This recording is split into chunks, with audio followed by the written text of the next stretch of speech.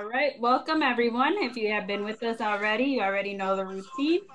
Check your audio, turn on your video. If you during the whole group, it's not that big of a deal, but when we get into small breakout rooms, it's definitely better to see a face when we're having discussions. Make sure you gather your supplies. You probably want a paper, pen or pencil for note taking and for some of the work that we will be doing. And your name, row, and the book that you have the title of the book you have most recently read. Dream Big Afterlife. I've been wanting to read that one. White Fragility. Before We Were Free. Those are some good books. Some of them I've been wanting to read. Evicted. All right. If you're not reading right now, think about your favorite book. Despite the Best Intentions. That title makes me want to look into that one more. Essentialism. High Performing Habits. Sometimes feel that I have weeks where I've read some of these habits book and I have really good habits. Obviously, if they haven't stuck, then I guess they're not habits. They're things that I've tried and I have not lasted 21 days because, right, I think that's the magic number. So I'm still working on that. Good to Great. The Reckoning. Wow, those are a lot of great titles and a lot of books some that I'm going to have to look into and some that are definitely on my list, just haven't had time to get to.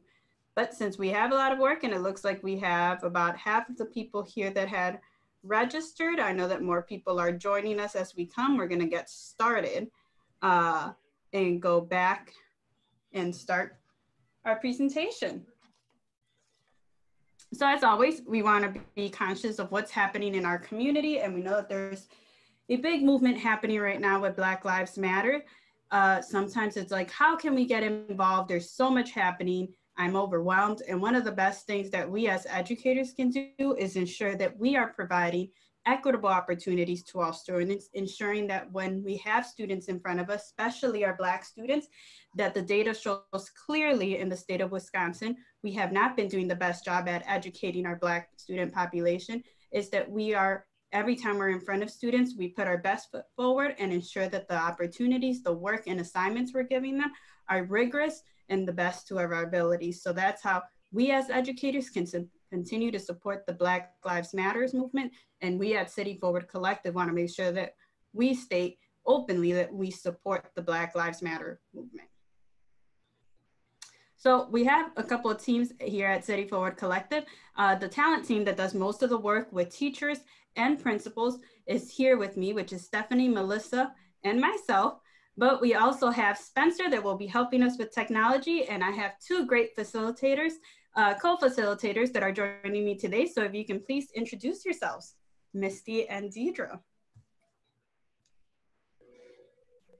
Hi, I'm Misty. I'm the AP underfill at Lincoln Avenue Elementary, and I'm happy to be with you today. Hello, everybody. I'm Deirdre Lafford. I am the newly appointed assistant principal at Thurston Woods, and I'm happy to be here with you this morning. Yay.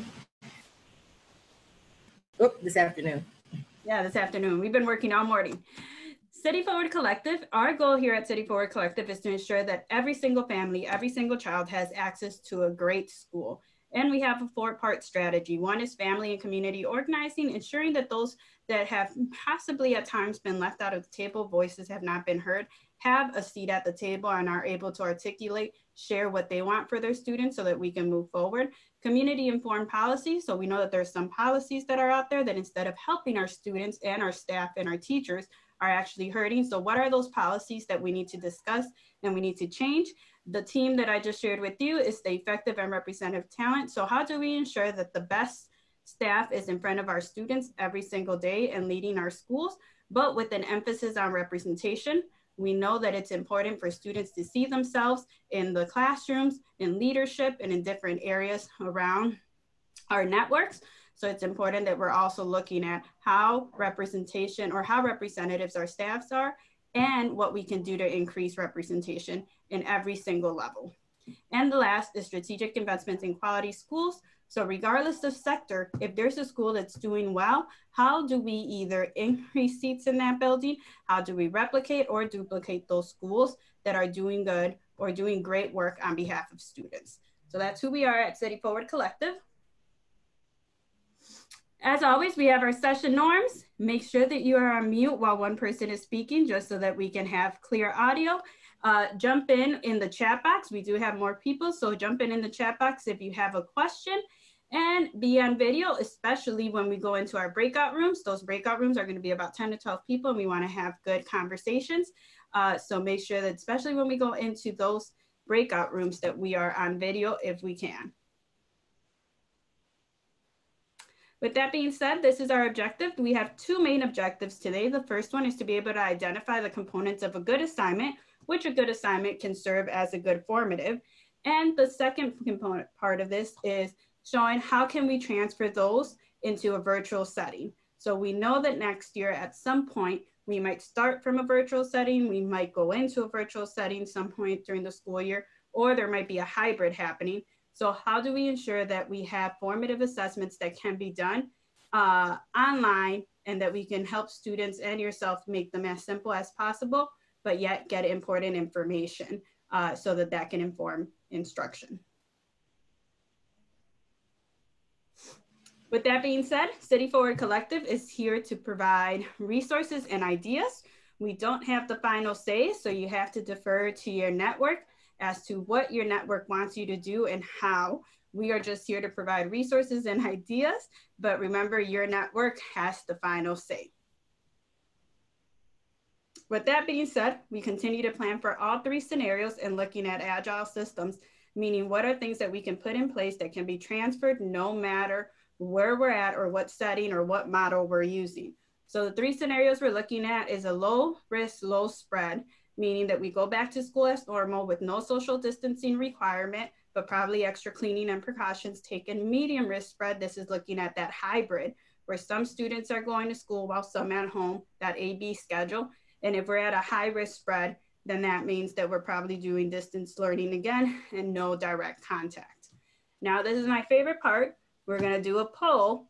And once again, after doing this every week, the answers continue to change. And it seems as we're getting more information and seeing what other states, people's opinions are shifting. So with that being said, Spencer, if we can pull up the poll, we will see where people are at right now. Actually telling me I'm logged in from another device and the polling session's inactive. Melissa, do you have access to it? I was able to pull it up. It's on the screen. Okay. No, I don't. So go ahead and pick which one you think we're going to be doing this fall when we re-enter. So day one, do you think we're going to be in schools with no social distancing? Do you think it's going to be an A-B schedule? Or do you think there's going to be no direct contact, meaning we're going to continue from a remote setting? So I'm seeing a lot more. Last week, we had a lot of, it was between normal and hybrid. And it looks like this week we're seeing more remote instruction. We don't have the answer. We don't know. We're also waiting, but we want to see what our educators are thinking. So still that hybrid continues to be the top. And this week, I'm just writing this down, remote took second place. So we will see what happens this fall. With that being said, obviously uncertainty sometimes causes some anxiety and some stress. And it's important for you to take care of yourself and have a positive attitude during these times. So what we encourage you to do and what we do ourselves is focus on what we can control and who we can bring in to help us in those items that we can control or that are willing to help us, that are moving in the same direction. So once again, there's a lot of uncertainty. We know it's difficult, but we encourage you to focus. What are those things that I do have control over, and who are those people that I can have join my team to make work easier? With that being said, we have a couple of key assumptions. Key assumption one is that as direct contact time decreases with students, the more focused our instruction must become. Meaning that if we go from to a virtual setting, we have very little access to our students. So that time that we have with them is essential, and we cannot waste a single minute. So we need to make sure that those assignments are aligned to standards, that those assignments are focused, and that we make the most of every minute we have with students. The second assumption we have is that we're focusing on acceleration, not remediation. We know a lot of people are worried about what students missed in the spring, but when we look at the research and data, what it's showing us, for example, with TNCP, if we can go to the next slide, is that students, particularly the students we serve, students of color and students that are low-income students or come from low-income households, in comparison to their white peers, are able to do grade level work. Unfortunately, they're least likely to have access to grade level work. So meaning that 38% of the time, students that are students of color never see a grade level assignment, but the research shows that it doesn't matter the school type, who the students are, there's very little difference on whether how many students can do grade level work. So the other component we have, why does this happen, is teacher expectations. So what we notice is what the research showed was the teacher expectations has a lot to do with what assignments our students are being exposed to. And when students are not exposed to grade level work and are only exposed to lower grades or to remediation, they cannot grow academically as their peers. So our focus is acceleration. And one of the reasons this happens is sometimes we confuse, one, it's unconscious bias, and the second is confusing sympathy and empathy from the educator. We don't think anyone is saying, oh, this student can't do the work. We just think that sometimes unconsciously, or we want to protect the students, or we just want them to feel successful, we sometimes lower the work. However, and we're like, well, that research is for when we weren't dealing with the crisis. Well, even now with the crisis, the researchers that have done the work say that the best way to deal with this situation coming back in the fall and the most equitable way is to ensure that most of the time is spent with grade level content and only remediating with precision. So as we look at this work, we are really focusing on grade level content. Yes, it will be rigorous, but it's important that we have high supports as well. And that is what we will be focusing on for this presentation. But before we continue our work, we need to figure out our groups so that we can go into breakout rooms. So if you've been here before, as always, if you cannot change your name because you're on a mobile device or for whatever reason, don't worry, we will help you when that time comes. But if you're able to change your name, then we invite you to do the following. So first, click on your name. Well, click on your name or left click on your name, select rename. I think our PowerPoint froze. Rename. Spencer, are we able to? Okay, here we go. It's right click, I apologize. Rename, that's the first step. And then afterwards, if we can go on to the next slide, in front of your name, you're gonna put a number. So if you are a K-3 through first grade educator, you're gonna put the number 1. If you're a 2nd through 5th grade educator, you're gonna put the number 2. And if you're a 6th through 8th grade educator, put the number 3. If you're a support staff that works with multiple age groups, just pick the one that seems to fit best with what you will be doing next year. Let me see. And once again, if you can't get it to work, no worries. We will be able to fix that for you. Let's see, I'm still waiting. I want to make sure that at least half of us have it. All right, it looks like most of us have renamed. So we will go on to the next part. So we will be looking at what are the components of a quality assessment or a quality assignment. Really, a formative assessment will be a high quality assignment in your classroom. Spencer, if we can go on to the next slide. So we will be using the work from Equity in Motion, and the reason that we will be using their work is because they did a study where in low-income schools, where they examined the work that students were having, and what they noticed was that 4% of students, especially in literacy, were having rigorous work assigned to them, and that oftentimes it was that there wasn't clarity. When we look at what is rigor, high levels of cognitive challenge, those words are sometimes very abstract. So what they did is that they created some checklists and some ideas to break it down. So it kind of gives us, it takes something that is often abstract and makes it more concrete. They did this for both literacy and math, and there's a couple of things that they focus on. One, that it's aligned to the standards. 2, that there's high levels of cognitive challenge, and 3, that, well, the third main one is that they're receiving light or heavy supports. That's another word for scaffolding. So yes, we want to ensure that we are aligning things to the grade level standards. We want to ensure that there's high levels of rigor, but we also know that if we're giving them these rigorous assignments, that means that we need to have high supports for some of our students. And what does that look like? So this is what we're going to dig into in our first breakout room. So go ahead. So each group will be assigned a component of the framework for literacy, and I think 2nd through 5th grade will be working on math. Each group will then report back, summarize the key components of the framework they analyze, 2 assignment ideas generated for their age group, and 1 question or concern that still remains. And you will have a facilitator, so you don't have to remember all this.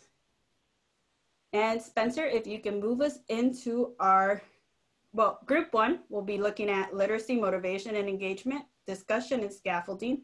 Group 2 will be looking at math, and group 3 will be looking at integrated literacy. So Spencer, if you can send us into our breakout rooms at this time. All right. And if anyone's straggling, I will make sure you get to your right room. The K-3 through 1st grade group that was with Deidre, who wants to share out, or who's your person to share out? We didn't get a chance to pick someone. We were still talking as well to share out. We usually do 1, 2, 3, not it, touch your nose. But we didn't. Would one of you lovely group members from group 1 like to share out the pieces that we did get to discuss? I'll do it. Thank you. Okay. Basically, what we spoke about is motivation and engagement, and how it would look on the computer and virtually. And we talked about, using puppets and more visual things to promote positive learning and engagement, because behavior management can be difficult when you are, teaching these little children virtually. Another teacher spoke about giving her children more choices on what they would like to bring to the session.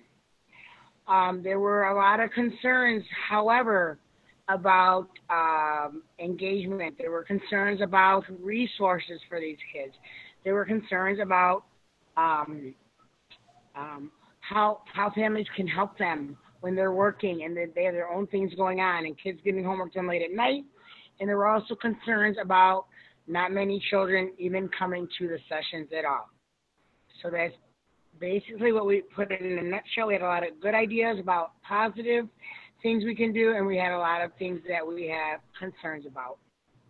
Thank you for sharing those concerns, and I think those are concerns that we still have as well, and we're trying to work on them as they continue to come up, right?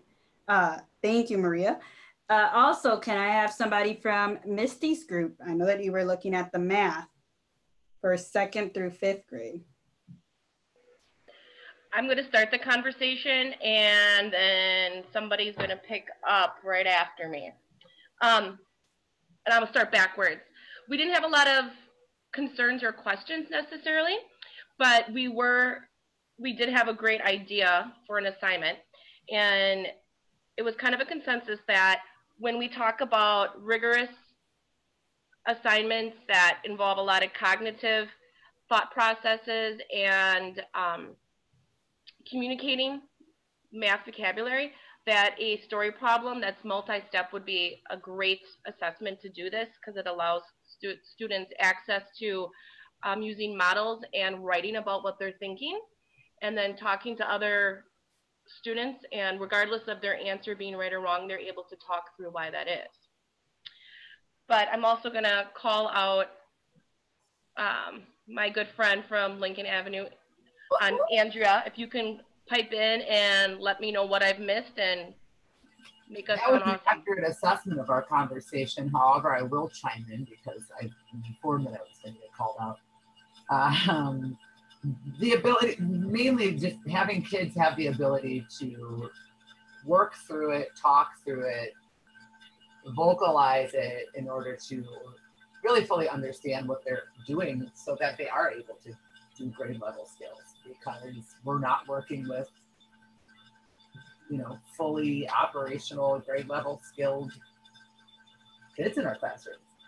I mean, in order for us to be able to teach it, we've got to get there to be some level of understanding and competency in doing the expected tasks. Agreed. Well, thank you for sharing. And someone from my group, can someone from my group share? I guess I can talk.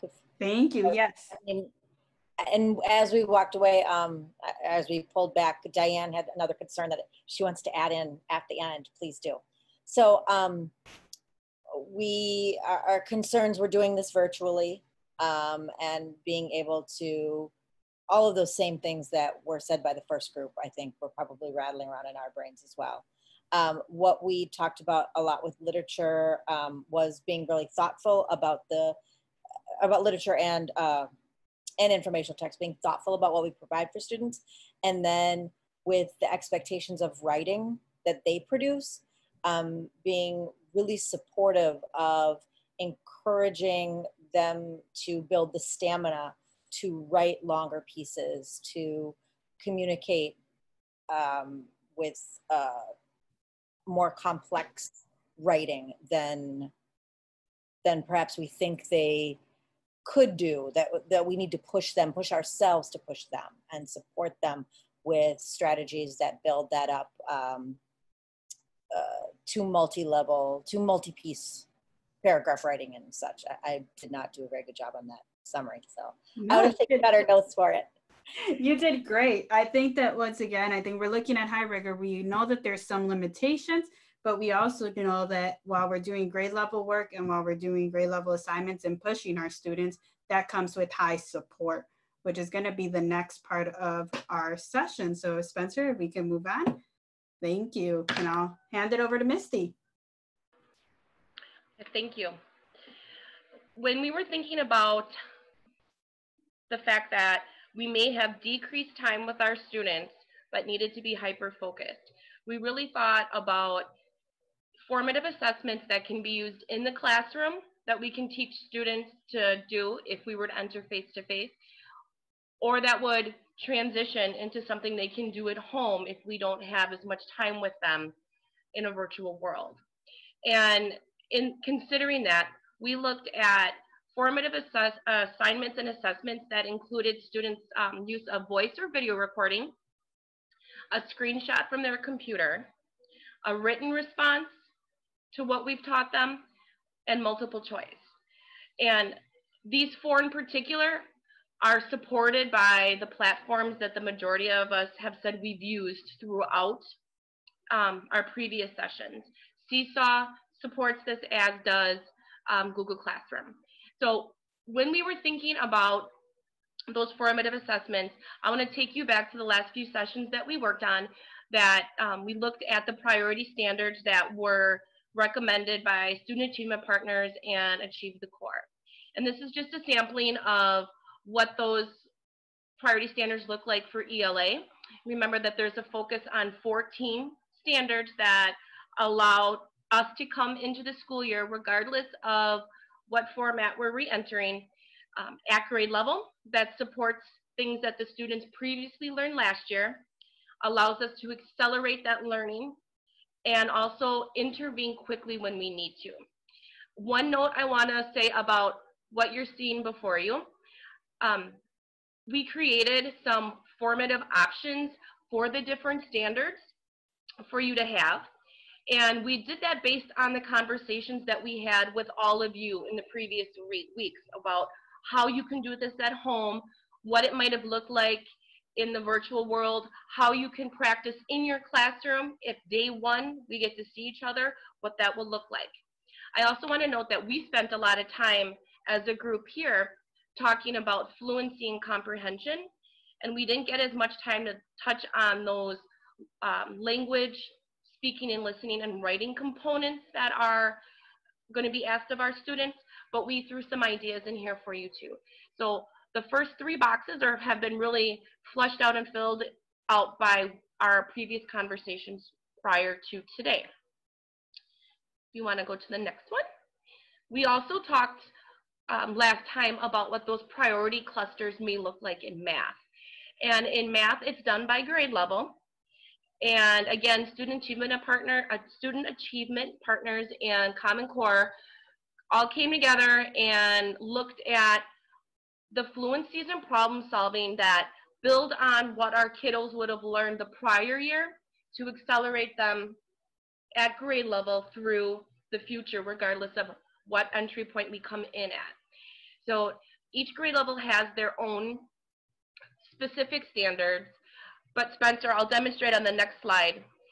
In grade level clusters, each grade level cluster had a focus on certain math clusters. So I threw up here the 6th through 8th grade example, and this is something that we'll be working on today. 6th through 8th grade, all those math standards are really looking at ratios and proportional relationships, which is a mouthful for me to say, and problem solving and real world application. Regardless of what grade you're looking at, whether it's K3 through 12th grade, there is a strong importance in that problem solving and real world application. So how we get there at grade level and push them forward, and all the fluencies that come before that. So when we start thinking about some of those formative assessments, Deirdre and I are going to give you a couple of examples of what that might look like from the reading and math side. And I get to share with you voice or video recording. So what you see here are a couple snapshots that I took from, screenshots that I took from Seesaw, where students are able to pull up a fluency page. And if you're a busy teacher in the classroom and we come back and you have all 356 of your kindergartners in front of you, listening to all of them read is really tough. But day one, if you teach them how to access the fluency pieces on a Seesaw account or on a Google Chromebook, they can pull up that passage, and both of those platforms have a functionality where they can record themselves reading to you. And then when you go in later to listen, you can do that timing of a minute to listen to how well they did, and you can help the kids, as you can see in the bottom, this fluency norm chart at the bottom. You can help those kids create goals for the end of the year, words per minute. So you don't have to physically sit in front of them and watch them track. If you have that presented to them, from day one, they can work on recording themselves for you so that you can listen to them in the privacy of your own home.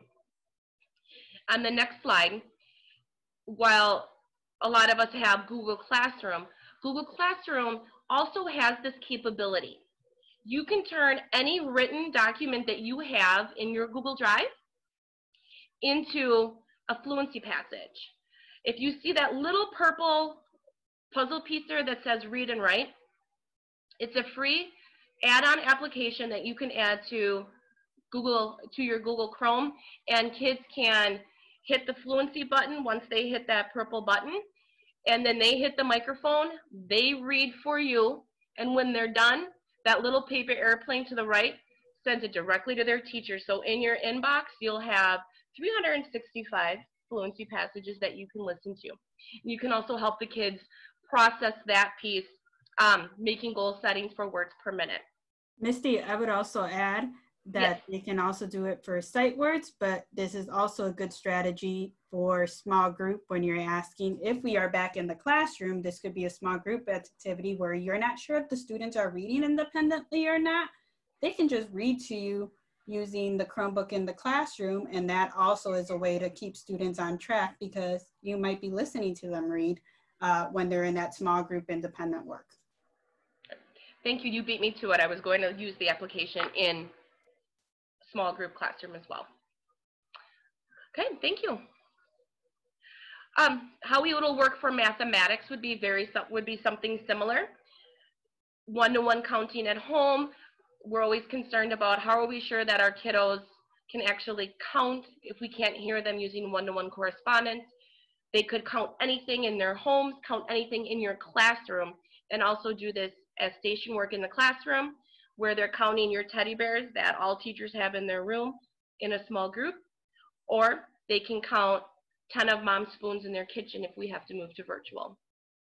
Similarly, we want to make sure that that fluency is kept up as our students get older. And that math facts piece, particularly as we enter into third grade, how can we be sure that our kids are learning their math facts? And this is something you can also do in small groups in a classroom that can transition to home. The students can record themselves on a Chromebook or on Seesaw, and then in Chromebook, it'll drop directly into their drive. So you could set the assignment in here, record yourself doing the 6 and 7 math facts families, doing that multiplication, and you'll know right away who has automaticity and who's still counting on their fingers, because they'll be able to demonstrate that for you. So both items can, and then once that drops in their Dropbox, they can email it directly to you. So both of these items can be used in the classroom from day one, modeling, and it can transition to virtual. My caution is, remember, if you're face-to-face with a kiddo, you can model, and that learning how to use the process will go faster. So please be patient with your buddies, depending on how we re-enter. So if we see them face-to-face, we know that that teaching and modeling of these pieces will go more quickly than if we are expecting them to do that from home.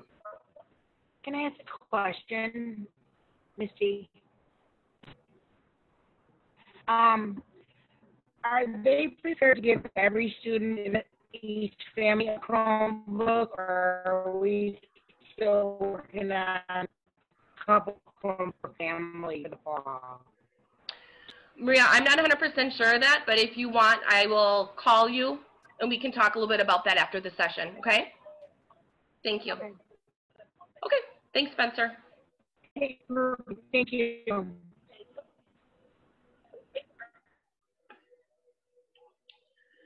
Deirdre, you have to unmute yourself, Mom.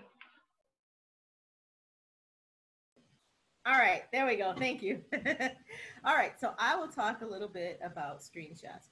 What you see on the screen are two potential screenshots, also known as using the snipping tool now in our brand new Windows 10 world, of passages that students can read and turn into a fluency passage. So just like Misty talked about, turning anything that they read using the Google tools into a fluency passage, this is one example of something that a student could find online to read, but they want to read to you.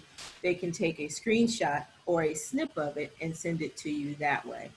So even it gives students a bit of choice with what exactly they want to read to you, things that they may find out online or in their research that they want to read to you. Gives them a bit of choice in how they can demonstrate their learning. So they don't necessarily have to take all of the passages that you find, but it gives them ways to go out and connect their learning from home and to school.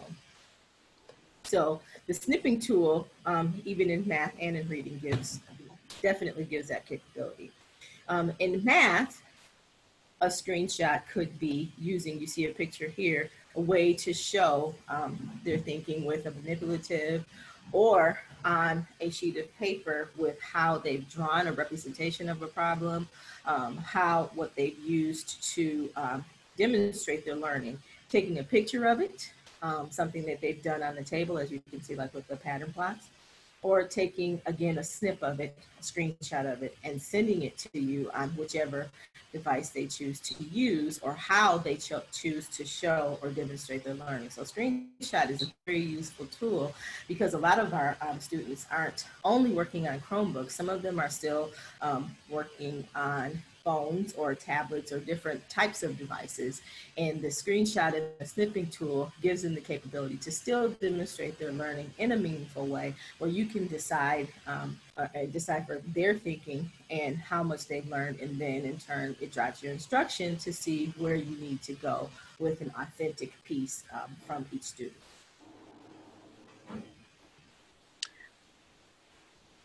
So here is an example of a screenshot for math, where, of a rubric that you could use for math. If a student screenshots the problem, their solution, and you're looking to see and give points based on this 5-point rubric.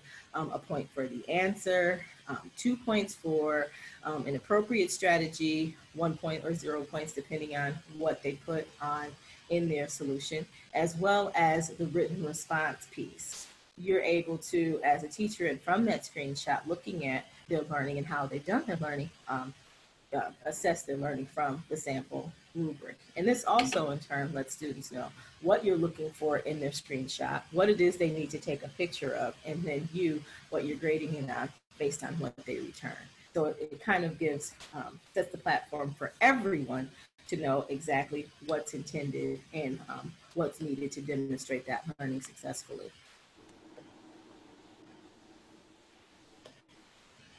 Then we have the good old written response, which again does the same thing with that rubric, as well as the students know the criteria. You see the areas pointing to the rubric that's in the written response. So the students can easily click on the rubric, see what it is that they need to include in their written response, and then go from there. So written response leaves an open-end question, an open-end way for students to demonstrate what they've learned, and then the rubric is right there next to them so that they can make sure that they are following the criteria and demonstrating their learning in a proficient way.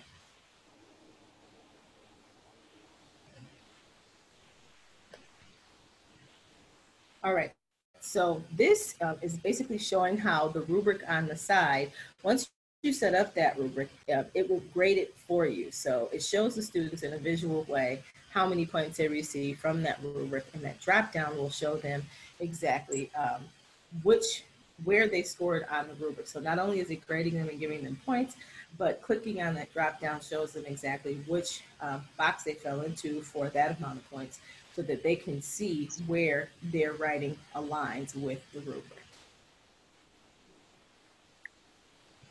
Multiple choice is another option. It's an option we use a lot in person. It's an option we've used from now to the end of time. But we want to make sure that when we are utilizing multiple choice, that we're not just looking for and setting the students up to just look for the right answer. So it's kind of funny on the side. This is right. No, this is not right. Definitely like this, which lens for learning that is not exactly, it doesn't make sure that the students are getting exactly what we want them to get. So we want to make sure that we're switching it up and making sure the students are getting the content. They make sure that we know that they know the content, but make sure that they read and understand how it is that they're supposed to answer. So we want to switch from what is the correct answer to maybe switching up our questions to which is a possibility. Which of these is the possibility for this answer? Select all the correct answers so that students are not just using the cancel out this answer, cancel out that answer, oh, and this one must be the answer, which may not be an authentic assessment of what they've learned. They've just either taken a lucky guess or been able to take out what they know is not the answer, okay? So we want to make sure that we're just not setting students up to do that, but we want you to utilize multiple choice as a way to accurately assess what they've learned. So this is also the snip on the right is an example from Quizlet, which is an online tool to help with vocabulary, and it's a live game where students can play against each other. It has 5 different functions for students to learn and work with vocabulary. But you can also choose when you're setting them up to play how it is you want the prompts and the answers to show up on the screen. So Quizlet also integrates with Google Classroom very well. Not sure about Seesaw, but I believe Seesaw as well. But you can also put links to play inside any of those streams for those different platforms. I have a question. So kind of given that I know our focus is that people making sure that we are accelerating and that we're focusing on the power standards at our grade level, is there a combination of these type of formative assessments that you guys are suggesting?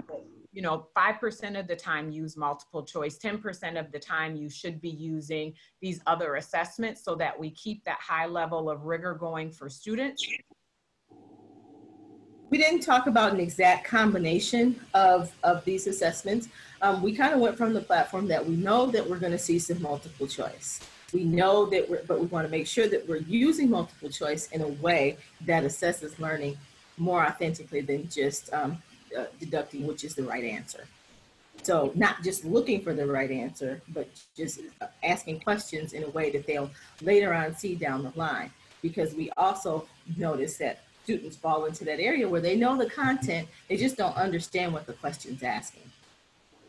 Spencer, I would also add, Spencer, if we can go back 2 slides to the written, to the rubric for the written response, we would want to see a lot in the written response as well. And if that is tied, go to the next slide, Spencer, the other way around, sorry, this one. So if that is actually tied to, let's say this is a science assignment that I analyzed 2 articles about how the weather changes or the seasons because of whatever, then we will ask them that question.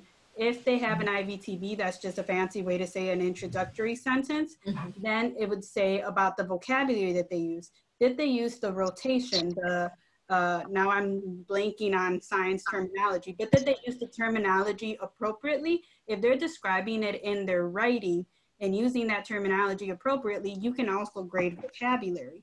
If they're using evidence-based from the text, you can grade reading, you can grade vocabulary for science content, you can grade evidence from the text for your reading grade, and you can grade organization for your writing. So if you do one quality piece of written response to literature, you can actually target multiple grades in multiple subject areas. And this is really where we want to focus, but we know that it can't be the only assignment the students get.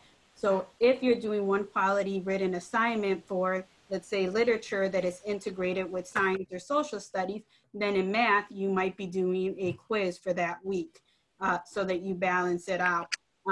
But looking at how that rubric, once again, you can't grade anything that you didn't teach explicitly. So if you're grading organization, that means at some point you talked about make sure that you have an introduction, body paragraphs, and a conclusion, but you can use one quality piece of a formative to see if students are understanding and they're applying it in different settings.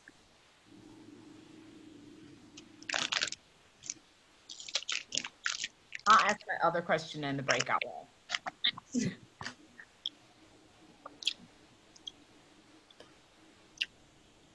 Okay. Okay, so go ahead, Jody. That was me. Okay, so we're gonna actually get to do some breakout work. And in our breakout sessions, what we're going to do is look at the formative types that will be most appropriate to meet our priority standards around math. Again, we're going to be sharing with you what we worked on for ELA, but we're going to be working together on coming up with some of those applications in math. All right, ready for breakout rooms? Yep, same breakout rooms as before. Okay, opening the doors. But we really want to thank you all for coming. We know that this was more of a little crash course, but we wanted to show different examples and things that you can do to hopefully simplify what you're thinking for the fall. And these are systems that you can use in the classroom and can easily be transferred overnight to the home setting if that's what happens this fall. That we start 2 weeks in, they say, yep, we have to close down buildings. Our students already practiced. They're ready to go into the home setting, or vice versa. Now, we're going to ask a quick question. How are you feeling? So we're going to have a poll come up and see, how are you feeling at this point in time? Let me see if I can. Here we go. So virtual assessments, virtual formative assessment. How has your comfort level shifted as a result of this presentation? Do you feel a little more confident? Do you feel better, but yet not confident? Do you feel overwhelmed, or do you still need time to process? So go ahead and let us know, how are you feeling right now after discussing with your peers some of the ideas? Time to process, feeling confident, feeling overwhelmed, that is A-okay. Need more time to process, yep. And like we said, this is something that we are all learning.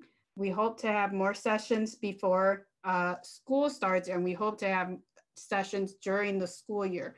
But as you tell us your information, the next thing that's going to happen is that Spencer is going to put in the survey for feedback. Give us honest feedback, because we really use that to alter our presentations so that we can give you what you need and ensure that it's meeting those needs and leaving you feeling like this was a good investment of your time. So if there's something that we can change, if there's something that we can do better, please use the link that is inside the chat box right now to let us know how we did and how we can improve. Once you're done, write done in the chat box and you are free to enjoy the rest of the day. Thank you for coming. Hello. Yes.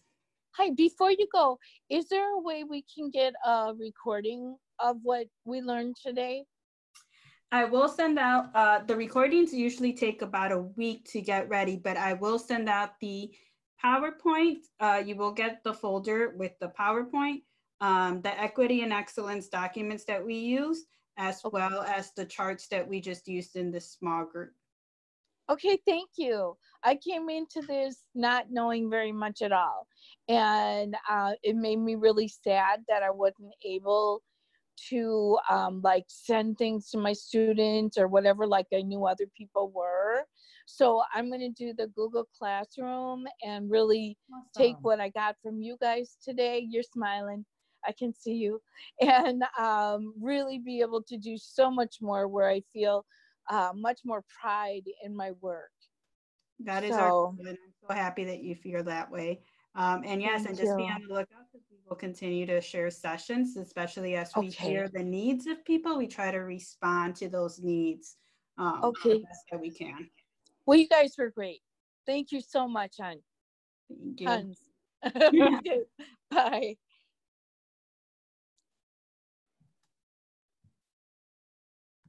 All right, so once your survey is complete, don't forget to type done and enjoy the rest of your day. We do have one more session, and that is next week, that we will be looking at the same time next week, Wednesday, at how are we going to take care of our students' social and emotional learning after everything that has happened this year. Now, we're still learning about this subject as well, because as you know, it's still unfolding and we're living everything right now. So, but our goal is just to start talking about systems and start talking about things that we can do proactively, that we have learned either from other teachers, other networks, or from the national partners that we have, to help you start considering how do we address everything that has happened when we come back to school, because we cannot pretend that all this is not happening around us.